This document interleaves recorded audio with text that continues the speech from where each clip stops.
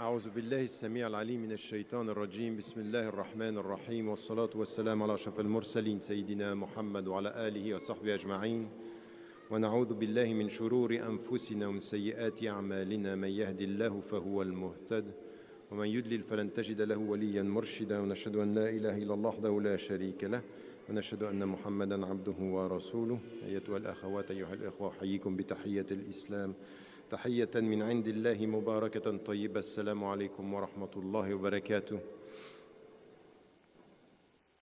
J'aimerais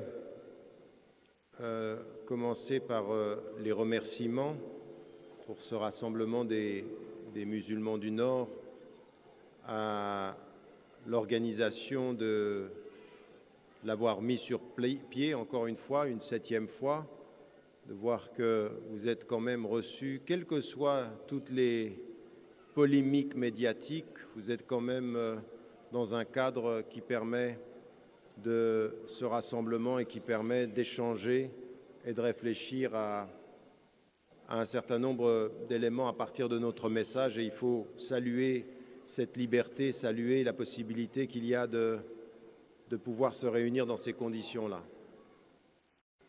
J'aimerais en votre nom à tous aussi, parce qu'on ne le dit pas suffisamment, il y a ceux qui sont visibles dans l'organisation et puis il y a ceux qui sont plus invisibles, tous les bénévoles, toutes les sœurs, tous les frères, toutes les amis qui sont depuis un certain nombre de jours qui ont permis cette rencontre. J'aimerais quand même en votre nom à tous commencer aussi par les remercier parce que je pense qu'ils font un travail admirable, qu'ils donnent don de leur temps et de leur énergie pour que nous puissions nous rencontrer dans les meilleures conditions.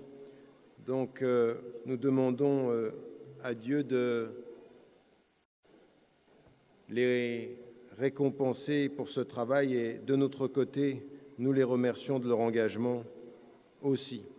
Alors, avant d'arriver, ça commence à devenir une espèce de routine dans un certain nombre de villes en France.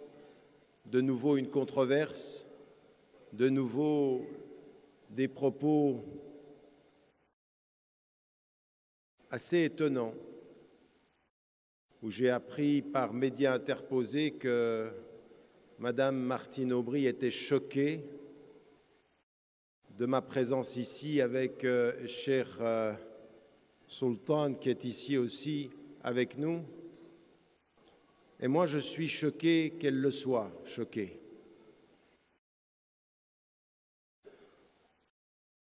Et je sais bien qu'à l'heure qu'il est aujourd'hui en France, pour pouvoir soit se positionner dans un avenir politique, soit trouver une certaine popularité, il est devenu d'usage de tenir des propos qui sont soit sur des personnes, soit sur la religion musulmane, des propos qui sont à la limite de la stigmatisation perpétuelle. On le sait, on l'entend, malheureusement, le propos concernant le vivre ensemble et concernant notre relation et concernant même la place de l'islam en France, de cette religion qui est une religion française avec des citoyens qui sont des citoyens français, eh bien, la stigmatisation et la critique, ça vous donne un potentiel électoral et ça vous donne en même temps un potentiel médiatique. Comme si, pour pouvoir soit intégrer le gouvernement, soit se positionner dans le débat politique, plus on stigmatise, plus on a des propos qui sont à la limite du dénigrement, plus la popularité augmente apparemment. Apparemment. Le Front National a fait son commerce de cette affaire. La droite n'est pas loin de lui emboîter le pas et la gauche n'est pas loin d'emboîter le pas à la droite qui emboîte le pas à l'extrême droite en termes de discours. Et aujourd'hui, ce que j'aimerais dire comme réponse à ce que j'ai entendu, c'est que j'ai eu l'occasion de rencontrer le père de Madame Martine Aubry. Et j'étais dans la Commission européenne qui parlait du projet des civilisations et de donner une âme à l'Europe. Et dans le fait de donner une âme à l'Europe, il y avait 3 choses. Reconnaître la diversité du passé avec la présence de l'islam, du judaïsme, du christianisme. Il y avait le fait de trouver les moyens de vivre ensemble dans les sociétés européennes et de se projeter vers l'avenir.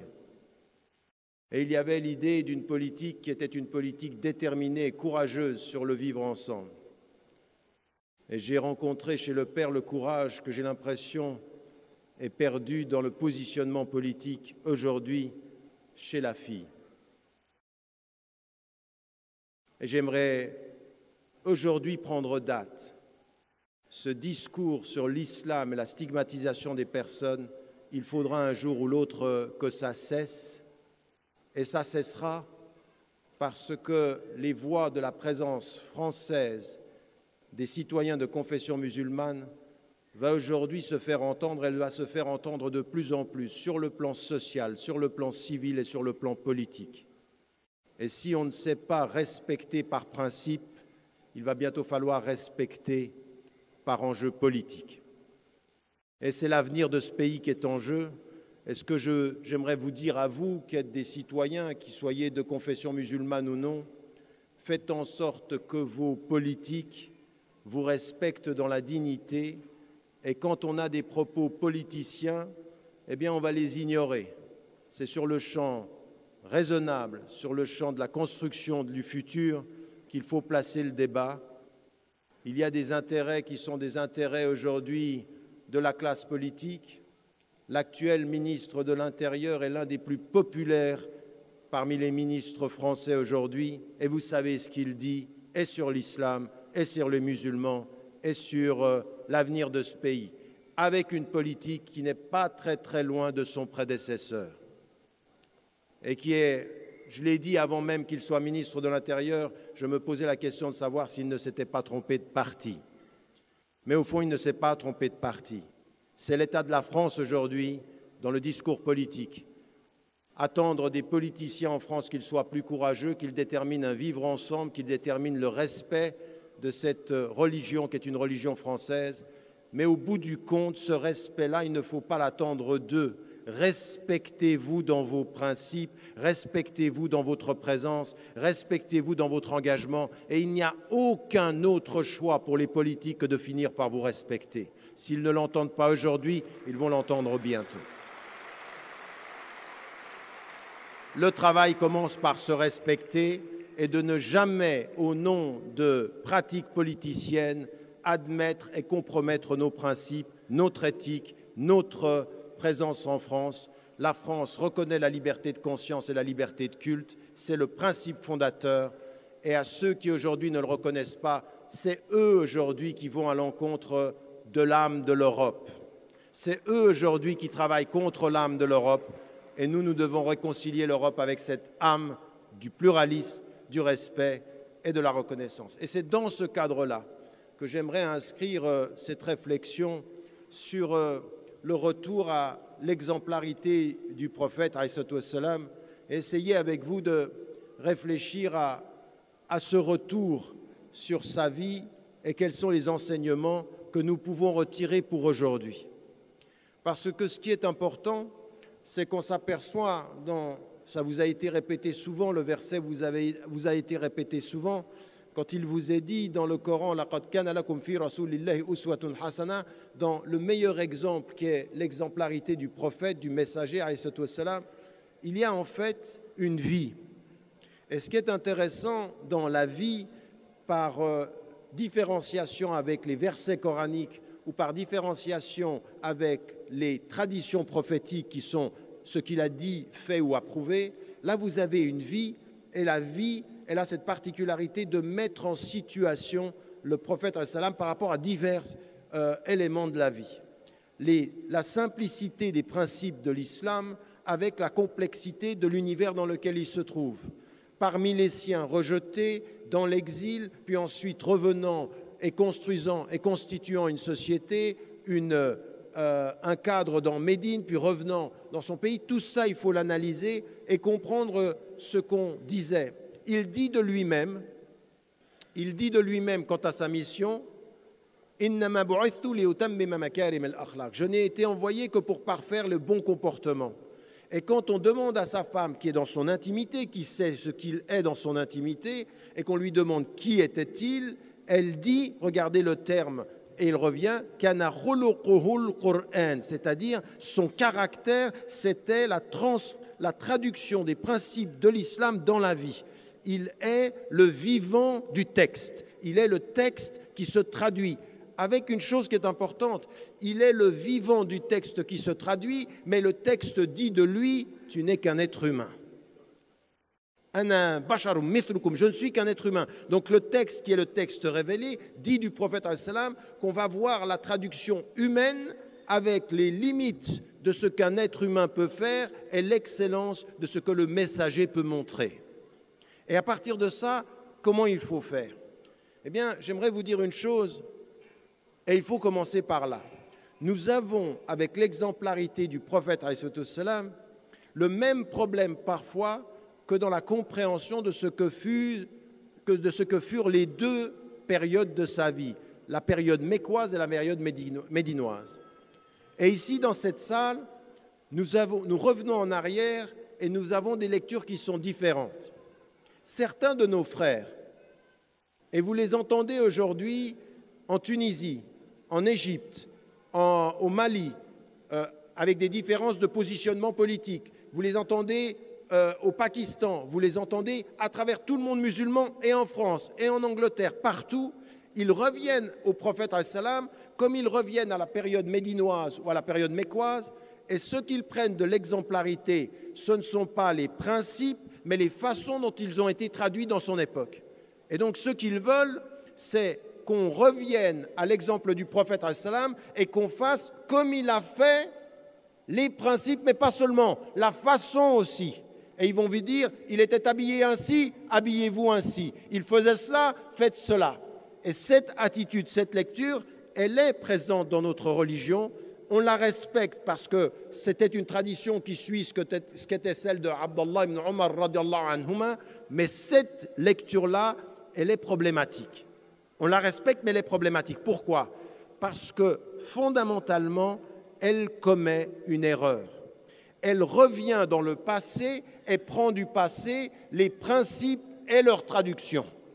Ce que nous devons faire avec le prophète, comme avec l'exemple de Médine, c'est revenir dans le passé, prendre les principes et trouver notre modèle. Et la modernité du message du prophète, c'est que les principes que vous trouvez dans sa vie, ils sont exportables. Les modèles, ils ne le peuvent pas l'être parce que tout a changé. Et nous, en tant que musulmans, on revient vers les principes, on utilise notre tête et on comprend comment les appliquer aujourd'hui. Donc, non. Vous savez que je n'aime pas qu'on applaudisse. Encore une fois, si vous appréciez, vous réfléchissez. Donc, on reprend les principes et on revient sur comment on traduit ça aujourd'hui. Et ça, qu'est-ce que ça veut dire? Quand le prophète, il dit aux musulmans, et quand le Coran nous dit, c'est le Khatem al-Anbiya, c'est le dernier des prophètes, mais il nous dit, lui, sur ce qui va venir par la suite, Inna Allah yab'athu li hadhihi al-umma ala ra'si kulli mi'atin sana man yujaddidu laha dinaha. Ça veut dire quoi? Il va envoyer chaque 100 ans un groupe de personnes ou une personne qui va renouveler. Qu'est-ce qu'il veut dire? Renouveler pour cette religion, sa religion, pour cette communauté, sa religion. Qu'est-ce qu'il veut dire?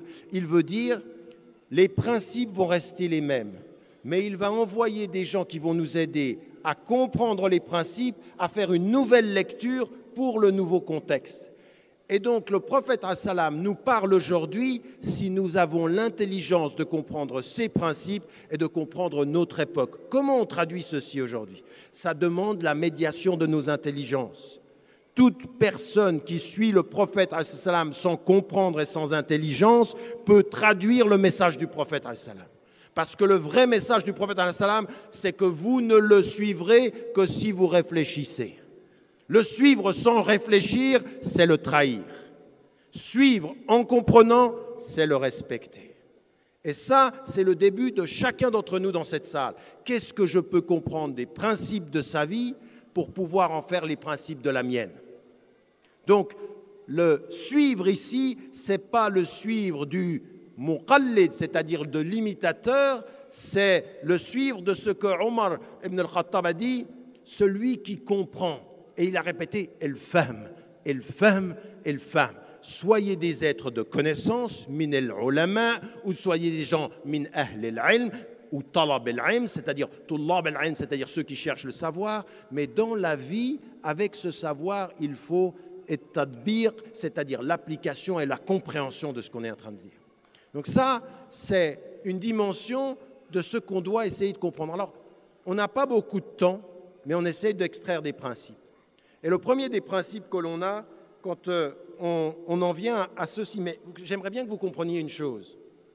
On dit les musulmans, on dit les communautés musulmanes ou la communauté musulmane. Il faut bien qu'on se mette d'accord. Regardez bien ce qui se passe aujourd'hui dans le monde musulman. Regardez bien ce qui peut se passer jusqu'en France. Il faut qu'on prenne ce que je viens de dire très sérieusement.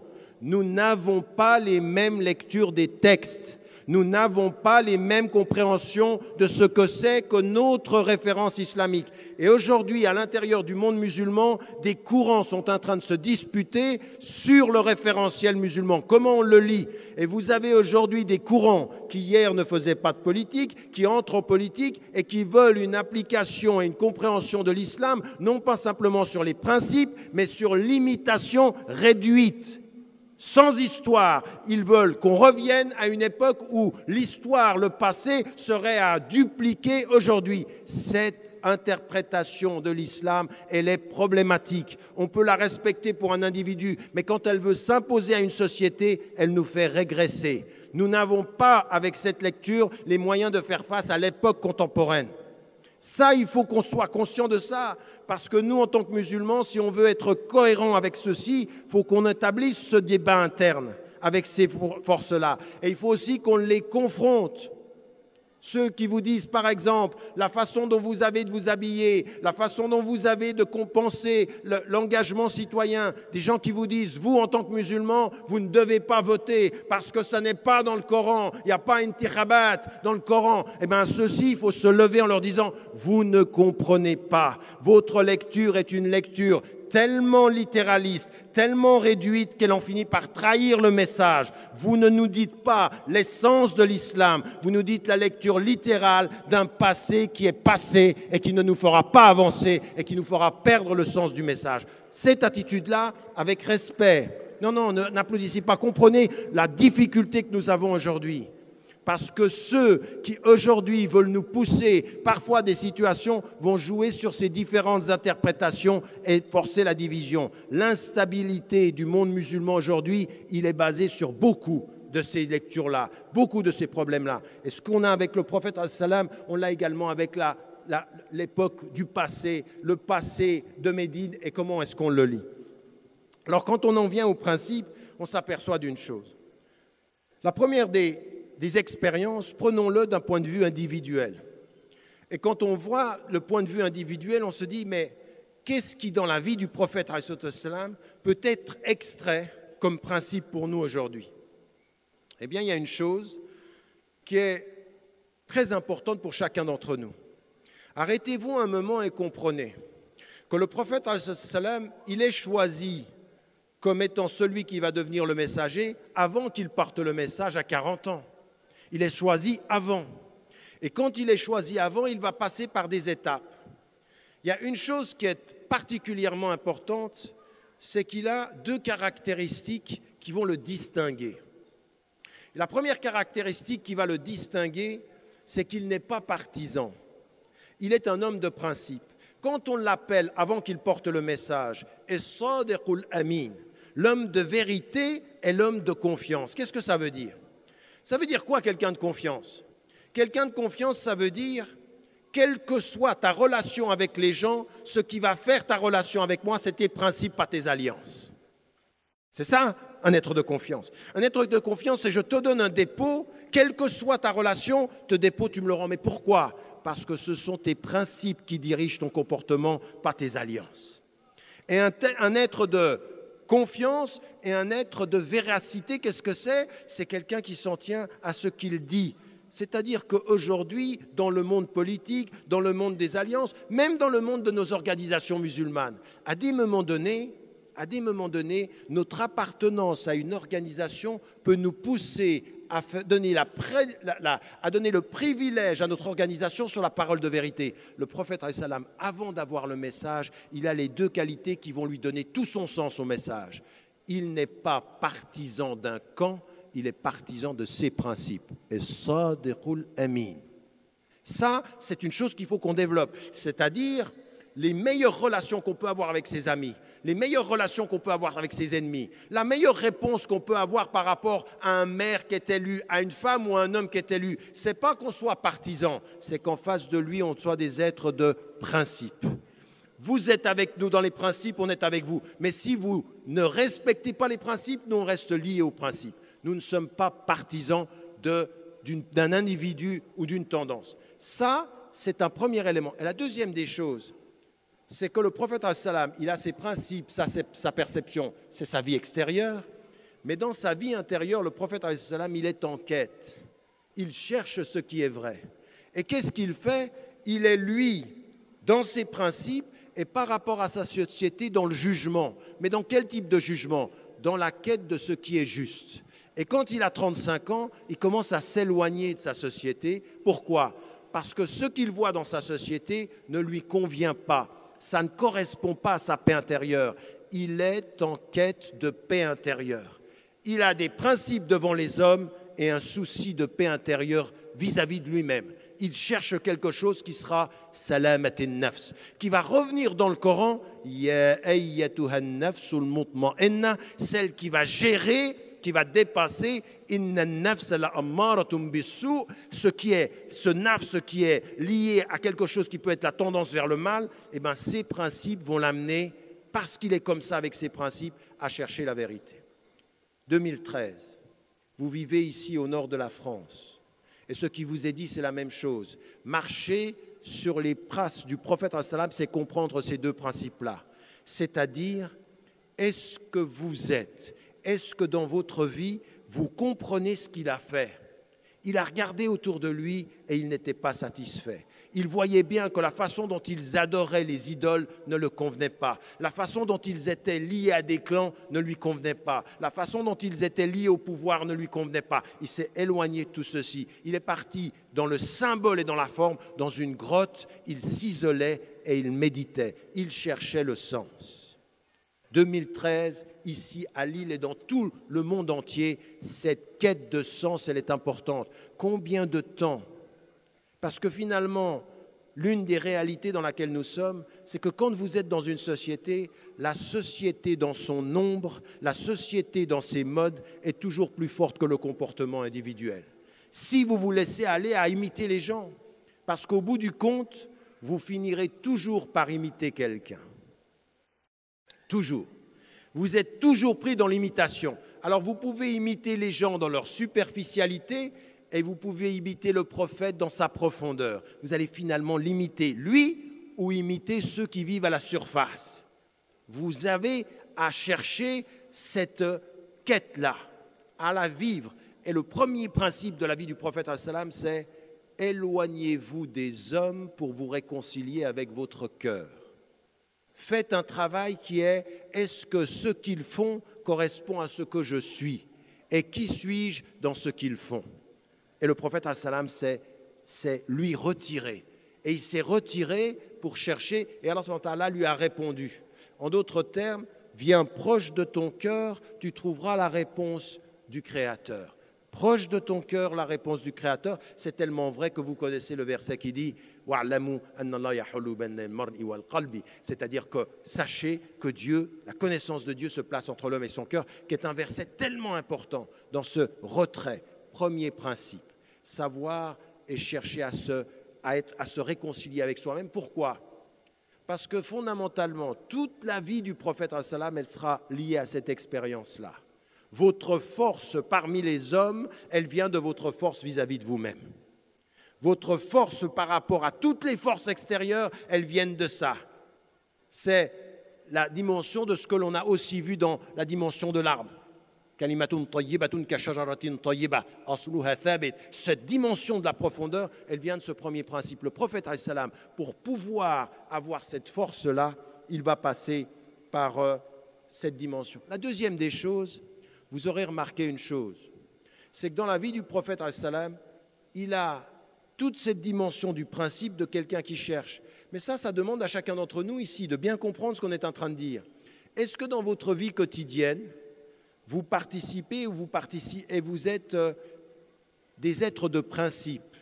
Vous approchez de As-Sidq et vous comprenez ce que c'est que Al-Amin et Al-Amana quand on vous donne des dépôts. Même dans ce qu'on vous dit, la distinction du musulman, elle doit être celle-ci, elle doit être éthique, elle doit être de principe. Et puis ensuite, la quête personnelle, prendre du temps. Vous savez pourquoi vous jeûnez un mois par année? Vous ne jeûnez pas un mois par année pour vous empêcher de manger et de boire. Vous jeûnez un mois par année pour vivre comme le prophète alayhi salam l'expérience de la grotte. Votre grotte à vous, c'est un mois par année.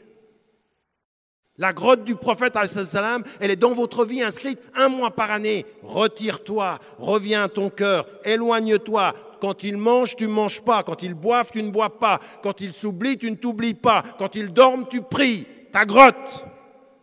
Là, tu vas chercher la liberté. Là, tu vas chercher la force. Ça, c'est l'exemple. Mais maintenant, nous, on a fait de la grotte du mois du Ramadan. Là, enfin, c'est plus tellement une grotte. C'est une grotte et à la sortie de la grotte, il y a un festin. C'est une grotte où souvent, tu dors pendant le jour et tu festoies pendant la nuit. C'est une grotte colonisée. C'est une grotte de consommation. Ce n'est pas ça qui est demandé. Notre grotte, elle est là. Cette cave, el Hira, dans notre vie, ça doit être ça. Deuxième des choses, vous allez remarquer, dès qu'il reçoit la révélation, il va encore ajouter, parce que la révélation le lui dit, une dimension qui est un principe dans sa vie. Tous les êtres qui sont autour de vous, tous les êtres qui sont de votre famille, que ce soit votre maman qui est partie ou votre papa qui n'est plus là, que ce soit votre oncle qui vous protège ou que ce soit vos enfants que vous avez, dans toutes les situations, vous êtes un être de principe en société, vous êtes un être d'amour en privé. Vous êtes un être d'amour en privé. Le premier geste du prophète, quand il va vers Khadija, comme principe, ça veut dire quoi quand il revient? Quand Allah l'appelle, Iqra bismi rabbik, et qu'il va vers sa femme, ça veut lui dire quoi? Qu'est-ce que ça veut dire ce geste? Ça veut dire je t'aime, aide-moi. Ça veut dire je t'aime. Quand il voit Zammelouni, ça veut dire je t'aime, j'ai confiance en toi. C'est ça que ça veut dire. Il y a des gestes, vous ne l'avez pas dit, mais on a entendu. Quand vous venez à la maison, que vous offrez des fleurs à votre épouse ou que vous faites un cadeau, vous n'avez pas dit « je t'aime », mais le cadeau, c'est « je t'aime ». Il y a des mots qu'on entend, des sens qu'on entend qui ne sont pas dits. Le prophète, dans sa vie, dans l'intimité, c'est que de l'amour. Quand il jeûne dans sa grotte, quand il jeûne, Aïcha radiallahu anha dit « il était un être de douceur et de tendresse ». Partout où il est dans son intimité, et il dit même dans la foi, dites à ceux que vous aimez, dites-leur que vous les aimez. Aux frères, il faut dire, uhibbuka fillah. Il faut être l'expression. Mais ça, c'est un principe de vie. C'est un principe de vie. Et je sais que dans certaines de nos cultures d'origine, on ne le dit pas, on ne l'exprime pas. Vous savez, on est aujourd'hui mais c'est très important, le tactile. Mais le tactile, dans le cadre de la famille et tout ceci, avec vos enfants, il faut savoir prendre ses enfants dans ses bras, prendre ses parents dans ses bras, il faut savoir embrasser. Quand le prophète, il embrasse un enfant avec le bédouin, il lui dit « moi j'en ai 10, j'en embrasse pas ». Je ne les embrasse pas. Qu'est-ce qu'il lui dit? Mais il dit que ça, c'est min ar-rahma. Ar-rahma, ici, c'est quoi? Ce n'est pas uniquement la compassion. Ar-rahma, le mot arabe, rahma, vient de rahim. Ça vient de l'intérieur. C'est un amour qui est beaucoup plus que ce qu'on va dire dans le hub, différent de le hub et rahma. Min ar-ruhama, ruhama bainahum. Ça vient de l'intérieur. C'est de l'amour qui vient des entrailles. Des entrailles. C'est un amour, c'est celui qui est lié à la maman et l'enfant. Il y a un secret dans l'amour de la maman pour l'enfant qui vient de là où ça vient, de là où ça vient. Ça vient de très, très, très profond. Ça, il faut que nous, on ait ceci comme un principe de vie.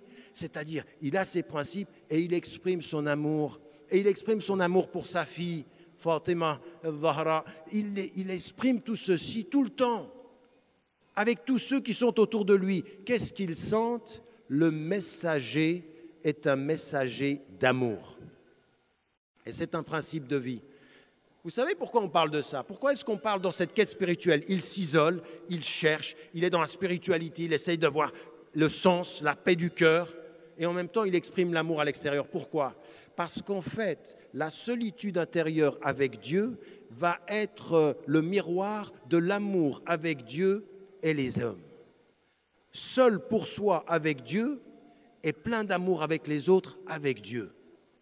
L'amour, c'est le miroir de cette solitude avec les hommes. C'est comme ça qu'on doit être, c'est comme ça qu'on doit les servir. Et ça, c'est un des principes de la vie du prophète, alayhi wassalam. Et il faut le nourrir aujourd'hui. Pourquoi? Parce qu'en fait, contrairement à ce que l'on croit, plus on est dans cette expérience-là, plus on est fort. En fait, l'amour dans la foi, ça donne de la force. Et la solitude avec Dieu, ça donne de la force aussi. Mais quelle force? On parle de quelle force ici? On parle de la force spirituelle. On parle de la force de la conviction. Et pourquoi on en a besoin? Parce qu'on a une mission. Et cette mission d'être fort, ce n'est pas pour prendre le pouvoir. Nous avons le devoir d'être fort. Et comme le dit le prophète al-Salam, le musulman fort est meilleur auprès de Dieu que le musulman faible. Mais pourquoi? Pour prendre le pouvoir? Non. Pour servir les hommes. Nous avons l'obligation d'une force de conviction pour servir l'humanité, non pas pour prendre le pouvoir. Notre force, elle a un objectif, c'est servir tous les êtres humains et lutter contre l'injustice et lutter contre l'oppression. Nous avons un devoir de force spirituelle pour servir. Et le prophète al-Salam, il l'a dès le départ dans sa vie. C'est tellement vrai que qu'est-ce qu'il va nous donner? Quel est le troisième volet de la force?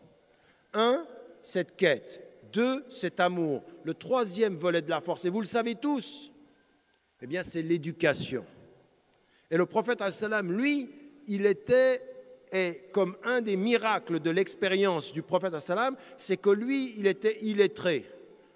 Il reçoit en tant qu'homme, il est illettré, et tout ce que le message lui dit, c'est l'éducation. Et Rab, Dieu, le miséricordieux, il lui dit, tout sera dans l'éducation. Et vous vous apercevrez que l'un des principes, c'est que le Coran est le livre de l'éducation de l'illettré. Il ne peut pas le dire par lui-même et le Coran vient lui enseigner. En fait, c'est ce que vous avez dans le Coran. Le Coran, qu'est-ce qu'il est dit? Ar-Rahman, allama al-Qur'an, khalaqa al-insan, allamahu al-bayan. À qui? Au début, à qui? Le premier à qui il fait ceci, c'est qui? C'est le prophète as-salam. À tel point que l'illettré, que celui qui n'a pas fait d'études, va avoir au niveau de la langue arabe ce qu'on va appeler jawami' al-kalim. C'est-à-dire, il dit peu de mots, mais ce qu'il dit, c'est très profond. Qu'est-ce que c'est ça? Ça, c'est de l'éducation. Un être éduqué dans sa langue n'a pas besoin de parler beaucoup pour dire du très profond. Il parle peu, mais il dit beaucoup. Ça vient de l'éducation. Et ça, c'est sa force. Quand le prophète alayhi salam s'exprimait, il avait une force de conviction. Il avait les mots pour le dire. Il avait l'éducation spirituelle pour faire comprendre. Il avait l'attention de ceux qui le suivent, de ses compagnons. Ça veut dire que pour nous aujourd'hui, si on suit le prophète alayhi salam, on va valoriser toute cette dimension de l'éducation comme un principe. C'est ça, suivre le prophète alayhi salam. Tu veux suivre le prophète alayhi salam, éduque-toi, apprends les langues, les gens, le service, tout ce qui peut être constitutif de la personnalité. Ça, c'est le troisième axe du pouvoir que l'on a directement lié au prophète alayhi salam. Mais ce n'est pas fini. D'où vous vient la force en société? Et vous savez, quand vous lisez le Coran et vous voyez comment était le prophète alayhi salam, vous allez comprendre une chose qui est très très importante. À un moment donné, il reçoit la révélation et les riches viennent vers lui. Il lui dit, mais qu'est-ce que tu veux? Tu veux de l'argent, on va te donner de l'argent. Tu veux le pouvoir, on va te donner du pouvoir. Tu veux des femmes, on va te donner des femmes. Ce que tu veux, on te le donne. Et lui, il leur répond à partir de ce qu'il va lui être dit dans le Coran.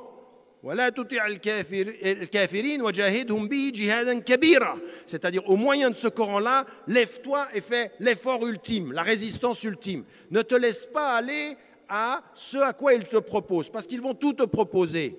Quand ils sentent que ta force n'est pas négociable, ils vont négocier par tous les moyens. Quand ils sentent que tes principes, ils sont des principes fermes, ils vont essayer de te corrompre. Ils vont essayer de tourner autour de tes faiblesses. Quand ils sentent ta force, ils cherchent ta faiblesse.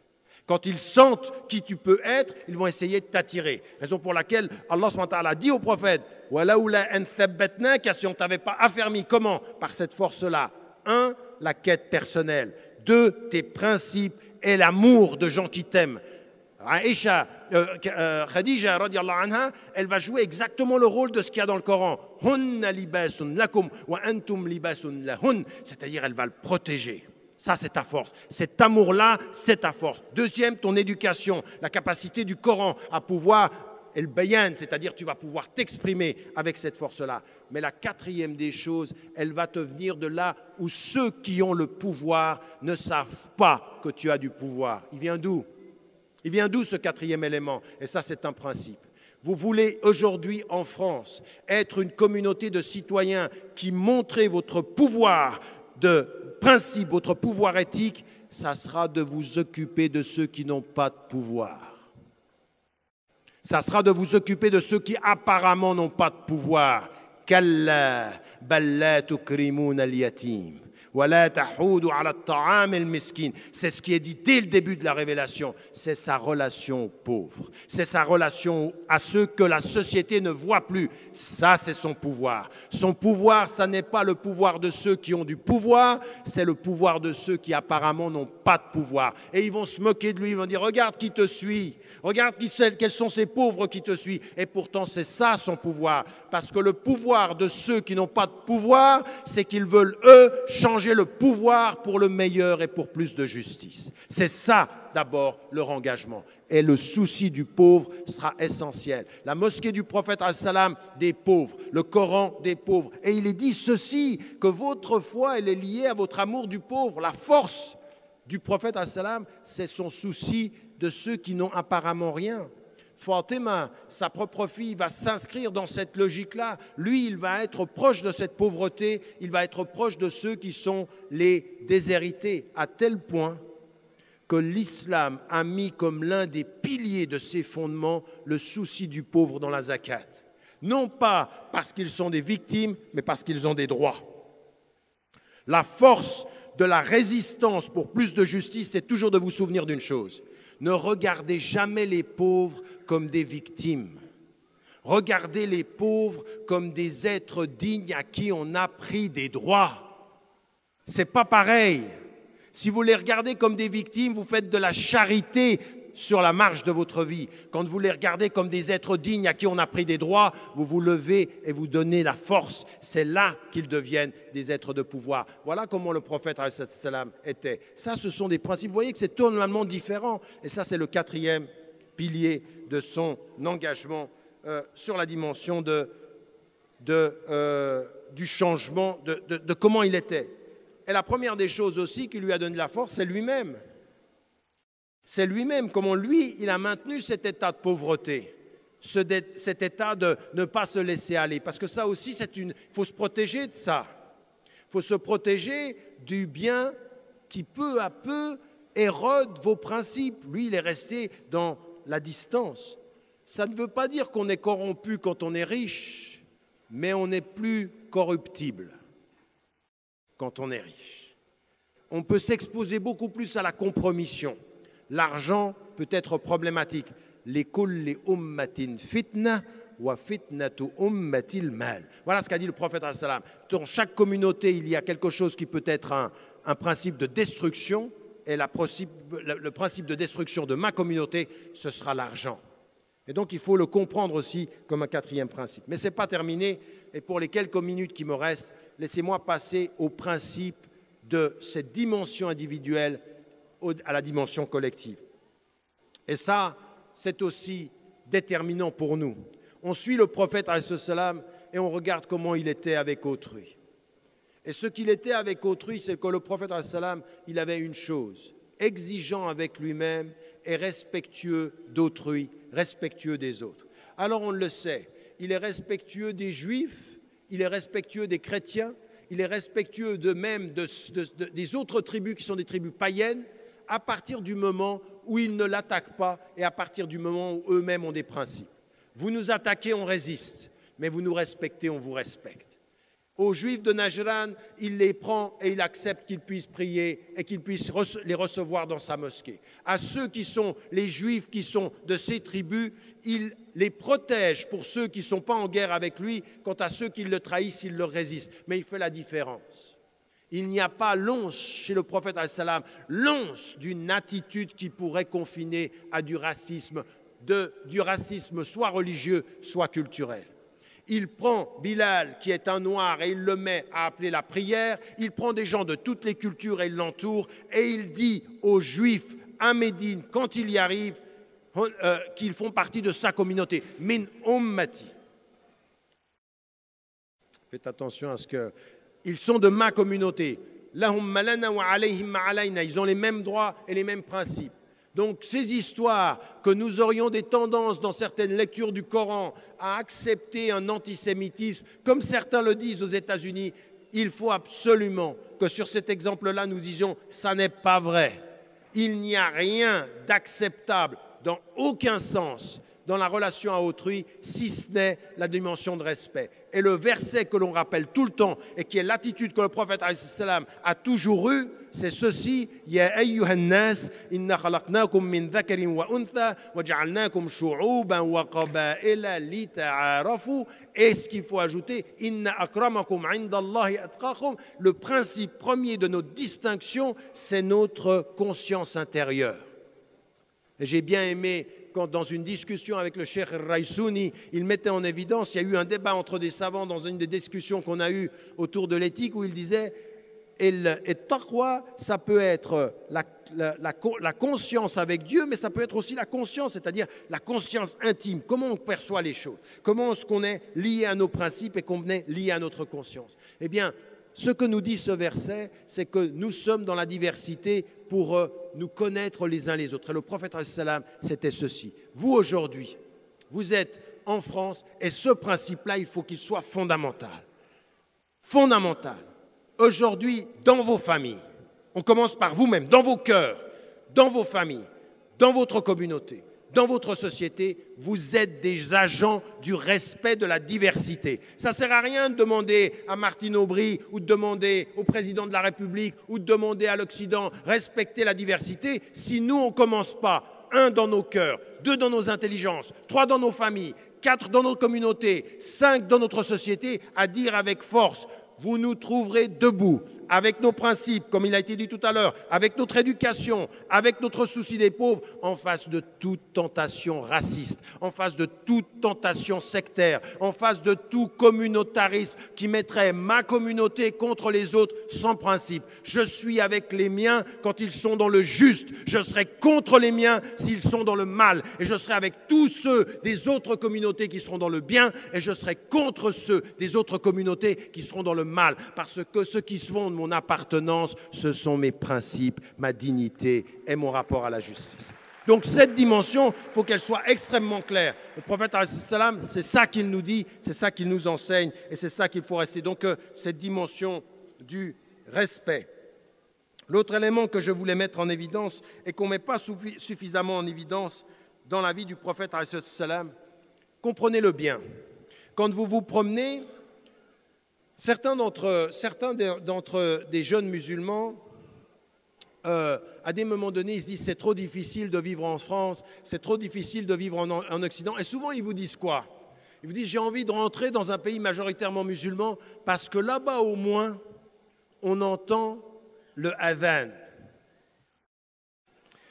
Et c'est vrai qu'à période régulière, j'arrive là, maintenant j'étais au Maroc, j'arrive du Maroc. Et en arrivant, c'est vrai, vous entendez, il y a quelque chose dans l'air du temps, dans l'air de l'espace, quand vous entendez ceci.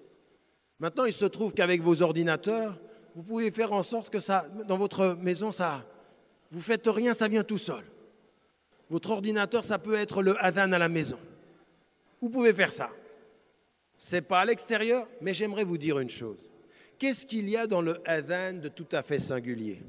C'est le rappel du sens. On sent que le rapport à Dieu, il est là. Mais il y a quelque chose aussi de fondamentalement beau. J'aimerais vous dire une chose. C'est que dans la façon dont le prophète ﷺ était avec sa communauté, il y avait un profond respect, mais il y avait toujours le souci de la beauté et du bien-être. Et ça, il faut vraiment que vous le compreniez en France. Vous n'êtes pas destinés, Français de confession musulmane, à être en France et à vous sentir mal. À dire, c'était bien là-bas, je pars au bled. Ou alors de dire, je ne comprends plus là-bas et j'arrive plus ici, donc je ne sais plus où aller. Et on finit à Dubaï.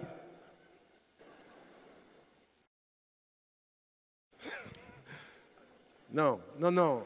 Ce qu'il faut, c'est qu'on prenne vraiment ceci au sérieux. Le prophète alayhi salam détestait ceux qui faisaient usage de la langue dans l'injustice. Ceux qui étaient des poètes contre lui. Ceux-là, ils comprenaient leur pouvoir. Mais un jour, un poète est venu à lui et il lui a fait un poème pour lui d'une grande beauté. Il a enlevé son manteau et il l'a couvert. Voulant lui dire quoi? Quand la langue, quand le bien est fait pour le bien-être, quand il dit à Bilal, vas-y, appelle à la prière, quand il dit à l'autre, lis le Coran, on veut se sentir bien. Et c'est un droit et c'est juste. Quand le Coran, quand Shatibi pense à toute la structure de l'islam, quand au départ, Malik, il parle de al-masalih al-mursala. Tout ceci, ils disent quoi? Maslahat al-nas, c'est quoi? Le bien public. Il faut qu'on se sente bien. Le Coran, quand il nous parle de la nature, il dit at-tayyibat, c'est bien. Il faut qu'on se sente bien. Et le prophète, il a des moments où il écoute, il est chez lui, et puis il y a de la musique, et puis il y a des chanteuses. Abu Bakr as-Siddiq qui rentre, il dit, qu'est-ce qui se passe? Non, c'est doucement, c'est fête. On a le droit de se sentir bien. Ça, c'est un élément majeur de la vie sociale. Mais il faut que ce soit un bien digne, pas un bien du n'importe quoi. Nous, quand on a une fête du Ramadan, à la fin du Ramadan, nos fêtes, elles sont liées à la prière et au bon sentiment. On est dans le bien et on a le droit d'avoir de la culture, on a le droit d'avoir de l'art, on a le droit d'avoir du beau. Le prophète, il aimait le beau et il le fait dire et il le fait entendre et il se le fait entendre par le hadith Qudsi. Allahu Jamil yuhibbul Jamal. Ça, c'est un principe de vie. Vous voulez suivre le prophète as-salam, célébrer le beau, célébrer le bien-être dans le bien, pas n'importe comment. Pas comme un samedi soir où on s'éclate, mais comme un samedi soir où l'on s'apaise, où on peut avoir un moment d'animation, où on se sent bien. Le prophète as-salam, il dit, et il arrive chez les Ansar, et il demande à propos d'un mariage, est-ce que vous avez envoyé les deux chanteuses parce que les Ansar aiment ça? Qu'est-ce qu'il veut dire par là? Ils sont musulmans, mais ils aiment ça. Et ça, c'est pas anti-islamique, c'est bien, faites-le. Sentez-vous bien. Faites en sorte que votre vie soit des moments de bien. Par le beau, ça peut être dans le rapport à la nature, dans le rapport à la littérature. Il faut qu'on comprenne que l'exemple du prophète, ce n'est pas un corps de principes secs, durs, rigides. C'est la simplicité dans le bien-être. C'est des principes qu'il faut que l'on développe et qu'il faut que l'on mette en évidence. Et mon dernier point, parce qu'on m'écrit merci de conclure, donc c'est mon dernier point que je vais aborder maintenant. C'est le suivant. Le prophète as-salam, dans sa vie publique, il avait un souci. Et ce souci, il était double. Et il va avoir deux volets. Très rapidement, il faut qu'on l'entende. Il lui est dit, à un moment donné, vous savez qu'ils sont allés à Badr et qu'ils ont gagné, puis qu'ils allaient commencer Ghazwat Uhud. Et le prophète as-salam, il était de l'opinion qu'il fallait rester à l'intérieur. Et ceux qui n'avaient pas participé à Badr, qui étaient des jeunes, qui n'avaient pas d'expérience, et certains d'entre eux, ils voulaient gagner, avoir la même récompense de ceux de Badr. Et ils ont dit, il faut qu'on sorte. Et le prophète as-salam se trouve dans une situation où il a le pouvoir de l'expérience et il a le pouvoir de l'autorité. morales et religieuses. Et pourtant, il les réunit et il les écoute. Et le Coran lui dit plus tard, il l'a écouté, il avait une opinion. Plus tard, il saura qu'il avait eu raison, que la majorité a eu tort, mais il a suivi la majorité. Et le Coran lui dit, donne-moi encore juste 3 minutes. Qu'est-ce que je disais? Et par une grâce de Dieu, tu as été doux à leur égard. Si tu avais été dur, il se serait éloigné. Regardez, écoutez bien ça. Parce que tout ce qu'il a reçu comme force de l'éducation, il va y avoir une consultation, il va écouter. Et ça, c'est le prophète, et c'est très important. Il y a 2 choses qui sont importantes dans son rapport au pouvoir. 1, il discute. 2, il écoute. Et 3, qui est important, c'est que la parole des jeunes est importante pour lui. Le prophète, reçoit la révélation, il a 40 ans. Ceux qui sont autour de lui sont très jeunes. Et que la communauté des musulmans français, des Français musulmans, est une communauté très jeune. Et que ceux qui sont d'entre vous ici, si vous suivez le prophète, très bien. Merci, masha'Allah. On m'a rajouté 3 minutes. Comme quoi, il faut toujours négocier. C'est notre culture d'origine. Bref. Ça aussi, c'est pas mal, il faut le garder. Nous, on négocie beaucoup avec le temps. Bref, ce que je voulais dire, c'est qu'il va écouter les jeunes, même Oussam, il va lui donner à l'âge de 20 ans, il va lui donner la direction, et il fait confiance, c'est-à-dire il est le prophète, il donne la possibilité à ceux qui sont autour de lui de se dépasser, de prouver qu'ils peuvent faire. Voilà le prophète. Et quand on le suit, on veut ça. On comprend que ça, c'est important, qu'il faut qu'on puisse avoir cette capacité à nous dépasser, cette capacité à prouver, cette capacité à être consulté, à donner son opinion. Qui suit le prophète sur le plan individuel ou sur le plan collectif est un être qui systématiquement écoute et consulte. Premier élément à la maison. Avec sa femme ou avec son mari, avec ses enfants, on consulte, on discute, on gère la parole. Chacun a le droit de donner son opinion. Comment voulez-vous qu'on soit des sociétés de liberté si à la maison on ne s'écoute pas librement? Si à la maison on n'a pas de liberté d'expression, où est-ce qu'on va l'avoir? Si on ne sait plus se dire à la maison, eh bien le prophète il avait ceci. Il va consulter Khadija, il va consulter Salama, il va consulter Aïcha, il les consulte et il écoute. C'est pas je te consulte, je fais ce que je veux, comme certains frères. Je t'ai écouté maintenant, bon, laisse-moi, je réfléchis. Ou alors rien, ou alors il n'y a rien. Et puis les femmes peuvent aussi faire la même chose, parce que là elles étaient contentes, mais les femmes peuvent aussi faire la même chose, soit avec leur mari, soit avec leurs enfants. Nous avons un manque dans la façon dont nous suivons le prophète. Donc la consultation est importante, elle fait partie de cette éducation et de ce respect. Et la dernière des choses, ne l'oubliez pas, l'un des grands exemples du prophète, c'est celui-ci. C'est qu'il avait cette douceur, il avait cet amour, il avait cette écoute, il avait cette consultation, il avait des principes dans sa vie individuelle et des principes dans sa vie collective, mais il y a une chose qui était le plus important. C'est que dès le début, quand Allah subhanahu wa ta'ala l'appelle, il lui dit une chose. Tu vas appeler à la paix, tu vas appeler à l'amour, tu vas appeler à la vérité et tu vas avoir des ennemis. Tu vas avoir les riches, tu vas avoir les autres communautés, tu vas avoir des gens de ta propre famille. Et ce qui est le plus important, il faut que tu sois doux avec les doux, il faut que tu sois amoureux avec les amoureux, mais il faut que tu sois courageux vis-à-vis des ennemis. Et ça, c'est le dernier principe auquel il faut que vous soyez invités. Vous êtes en France, et tout ce qu'on a dit tout à l'heure, qu'est-ce que c'est? On peut vous attaquer chaque jour aujourd'hui, beaucoup plus qu'avant. Ceux qui sont là, il y en a parmi vous, ils sont là, ils font un travail islamique depuis pratiquement 2 générations, 40 ans, 30 ans. Mais on a vu comment c'est monté, comment on nous attaque de plus en plus, et tout le temps, et de plus en plus. Chaque jour, il y a quelque chose. Chaque 6 mois, il y a une controverse. Qu'est-ce que c'est ça?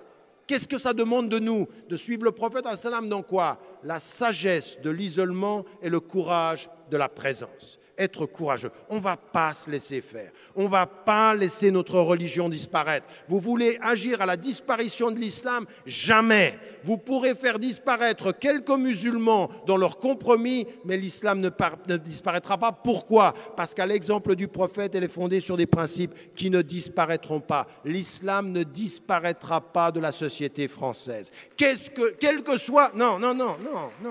Quels que soient les représentants que vous voulez leur donner, quels que soient ceux que vous choisissez pour eux, choisissez, nous choisirons. Mais ce que nous choisirons restera, ce que vous choisirez passera.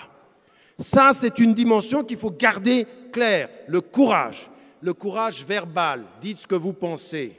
Le courage social, faites ce que vous devez. Le courage politique, exprimez vos opinions, vous en avez parfaitement le droit. Toute personne qui vous dit il ne faut pas faire de politique, cherchez quelle politique il veut. Moi, ça me fait rire. Il y en a qui dit il ne faut pas faire de politique.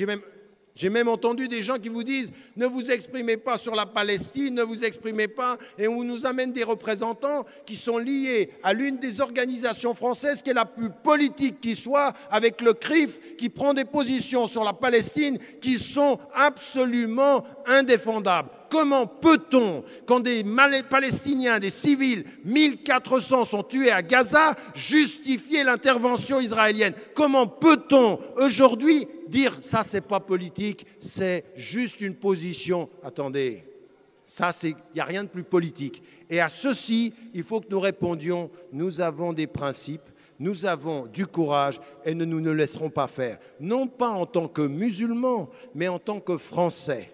Et en tant que Français de confession musulmane, nous devons avoir le courage de nos opinions. Alors, pour résumer, de l'isolement qui vous donne du sens, à l'affection et l'attention de votre famille, à l'éducation qui vous donne du pouvoir, à la solidarité qui vous donne de la force, vous ajoutez cette dimension du respect d'autrui, de la consultation et de l'amour du beau, et vous devenez un être de courage et vous dites « Atawakkalu ala Allah, wassalamu alaikum wa rahmatullah ».